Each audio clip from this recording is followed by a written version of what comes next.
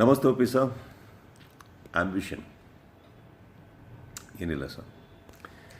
ಒಂದು ಟೈಮಲ್ಲಿತ್ತು ಸರ್, ನಿಮ್ಮಂಥ ಹಿರಿಯರನ್ನ ನೋಡಿ, ನಿಮ್ಮಂಥ ಕಲಾವಿದರನ್ನ ನೋಡಿ, ನಿರ್ದೇಶಕರನ್ನ ನೋಡಿ, ಹಿರಿಯ ಕಲಾವಿದರನ್ನ ನೋಡಿ ಒಂದು ಟೈಮಲ್ಲಿತ್ತು ನಾವು ಆ ಮಟ್ಟಿಗೆ ಬೆಳೆಯೋಕ್ಕಾಗತ್ತಾ, ಬೆಳಿತೀವ, ಚಿತ್ರರಂಗ ನಮಗೆ ಕೈ ಹಿಡಿಯುತ್ತಾ, ಜನ ನಮಗೆ ಕೈ ಹಿಡಿತಾರಂತ ನನಗೆ ಅನಿಸ್ತಾ. ಹಾಗೆ ಅದೆಲ್ಲ ಆಗಿದೆ ಸರ್. ಸಿನಿಮಾ ನಮಗೆ ಕೈ ಹಿಡಿತು, ಜನ ಕೈ ಹಿಡಿಯೋದು ಬಿಡಿ ಅತಿ ಹೆಚ್ಚು ಪ್ರೀತಿ ತೋರಿಸಿದ್ದಾರೆ. ಇದಕ್ಕಿನ್ನ ಇನ್ನೂ ಕೇಳೋಕ್ಕೆ ಹೋದ್ರೆ ನೀವು ಹೇಳಿದಾಗೆ ನಮ್ಗಿನ್ನ ದೊಡ್ಡ ಬೆಗ್ಗರ್ಸ್ ಯಾರೂ ಇರೋಲ್ಲ ಸರ್. ಆ್ಯಂಡ್ ಆ್ಯಂಬಿಷನ್ ಅನ್ನೋದೇನಿದೆ ಇದಕ್ಕೆ ಎಂಡೇ ಇಲ್ಲ ಸರ್. ಇವತ್ತೊಂದು ಆಸೆ ಇಟ್ಕೊಂಡು ಅದು ಮುಗಿಯೋಷ್ಟ್ರೊಳಗೆ ಇನ್ನೊಂದು ಬೇಕು ಅನಿಸುತ್ತೆ, ಇನ್ನೊಂದೇನೋ ಬೇಕು ಅನಿಸುತ್ತೆ. ಇರೋದು ಉಳಿಸ್ಕೊಂಡು ಹೋಗೋಣ sir. We are already so gifted. ಎಲ್ಲ ಕೊಟ್ಟಿದ್ದಾನೆ ಭಗವಂತ ನಮಗೆ. ಕೊಟ್ಟಿರ್ಬೇಕಾದ್ರೆ ಇದರಲ್ಲಿ ಏನಾದ್ರು ಉಪಯೋಗದ್ದೇನಾದ್ರು ಮಾಡೋಕ್ಕಾಗತ್ತಾ ಮಾಡೋಣ. ಇದ್ರ ಮೇಲೆ ಸಂಪೂರ್ಣ ಅನ್ನೋದು ನಮಗೆ ಬಿಟ್ಟಿದ್ದು.